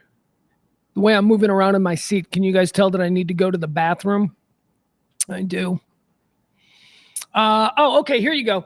New list. You know, we like to sometimes end with a nice little list of fun facts. Well, here's a list of the states where road raging is the worst. So which states road rage more? Now, what do you think? You're Texans, right? Are you guys just immediately by default going, well, it's Texas, but who's number 2? Well, let's see. Let's find out. I'm not even saying that it is Texas. I'm saying that we're going to work our way through this list. And we're going to find out exactly which states you have the most likely, or you are most likely to encounter some sort of road rage incident. Where do people road rage the most? Number 10, state of Maryland. I don't know anything about the state of Maryland. I've crossed through there a couple of times. It seems very green and very lush. Don't know why. But Maryland is number 10. Number 9 in the road ragiest states, New York State. Number 8 in the road ragiest states. Number 8 is Indiana, which is so stupid. I drive through and why are they road raging? Oh, I know why they're road raging in Indiana. Oh, I just figured it out. Because I was thinking about driving through Indiana because I've driven from Chicago to Indianapolis many times. It's a short little ride, but you go literally just through the guts of Indiana. It's just cornfield. There's just nothing. Here's what it is. Here's where I bet a bunch of the road raging getting stuck behind tractors in Indiana. Those things are everywhere, and they're going like 10 miles an hour and a 35. It's just absurd. All right, so maybe that's it. Indiana is number 8, but let's not get too quick here. Indiana is number 8, tied with Virginia. Virginia and Indiana are tied at number 8. That means Virginia and Indiana are also tied at number 7. Top 6 states for road raging. Here you go. This is the one time this state isn't number 1. Mississippi. This is the one bad category that Mississippi is not number 1 in. Like, no, Mississippi's always number 1 in like morbid obesity, least educated, worst schools, lowest household income, infant mortality, all of those things. Mississippi is usually number 1.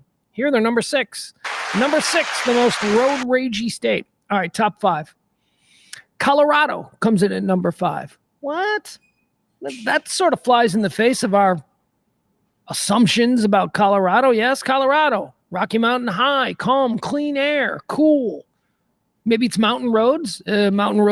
Twisty, windy, a lot more opportunity for interactions with the other driver. I don't know. Anyway, it's number 5. Colorado is the number 5 most road ragey state in the United States. Number 4, Oklahoma. Oklahoma is number 4. We got to be getting close to Texas, don't we? I mean, now we're talking about Oklahoma, right? Probably because that Texas is going to be number 4 most road ragey state, Oklahoma. Number 3 is Utah. What's the problem there? Isn't it just flat? Isn't it just flat and open?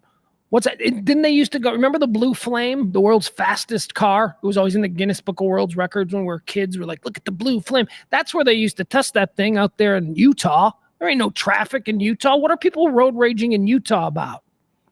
All the women are blonde with beautiful white teeth and gorgeous. Everything's flat. Everything's pretty. I don't know. I don't know what the problem with people in Utah is. Utah is the number 3 state for road raging in the United States. Number 2 is Missouri. This I understand. Those hillbillies, You want to talk about Mountain Dew drinkers? I swear to God, I think Missouri is like the most hillbilly state. Yeah, I know they've got Kansas City on one side and St. Louis on the other, but the rest of that place is basically the American Balkans. The rest of that is just like, ugh. You guys have seen Ozark, right? You know, Ozark on Netflix. Okay, where do you think the Ozarks are? They're like in the middle of like spooky, scary, hillbilly Mississippi or Missouri. I will give you this, though, about Missouri. And I say this about Arkansas as well. Yeah, I'm going to tell you, Missouri's more hillbilly than Arkansas. That's right. That's right. Spent time in both. They're both gorgeous, though. They should be one state. That should be like the hillbilly central. Arkansas and Missouri, just one giant state. All right, that's number 2. So, of course, the number 1 most road ragey state in America is going to be, say it with me, the great state of California. That's right, California. Texas didn't even make the list. We didn't even make the list as far as road. Do you guys ever have incidents of road rage? I think that most of the incidents of road rage that I'm involved in are caused by me. I'm the one that road rages. So maybe we don't have a road rage problem here in Texas. Maybe I have a problem. Maybe I have a problem processing my emotions effectively, especially in moments that are volatile. California, number 1 most road ragey state in America. Missouri is number 2. Utah is number 3. Oklahoma is 4. Colorado is 5. Mississippi is 6. Virginia and Indiana are tied at 7 and 8. New York is number 9, and number 10 is Maryland. There you go. We're good. We're good here. My home state of Illinois is also good. I don't know how it breaks down after 10. You can do the legwork on that. As for me, I got to get out of here. This has been the Rant for today, Wednesday, July the 25th, year of our Lord 2024. We broadcast live each and every day, Monday through Friday, round about this time, from the fabulous E-Gallery Studios in Dallas's beautiful Design District. We are a part of the Radio Misfits Dallas. Please like, follow, subscribe. All of our well, here's the thing. So this weekend we got a whole bunch of new platforms that we're rolling out. This week, in my mind, this week was me perfecting the ability to actually do a show here in this environment. We've got other shows that we're working on, but we've got new Facebook, we've got new YouTube and all that stuff. And my promise to you is that we'll be able to talk about that starting on Monday. I've got to become the administrator of them, and I'm not. Long story.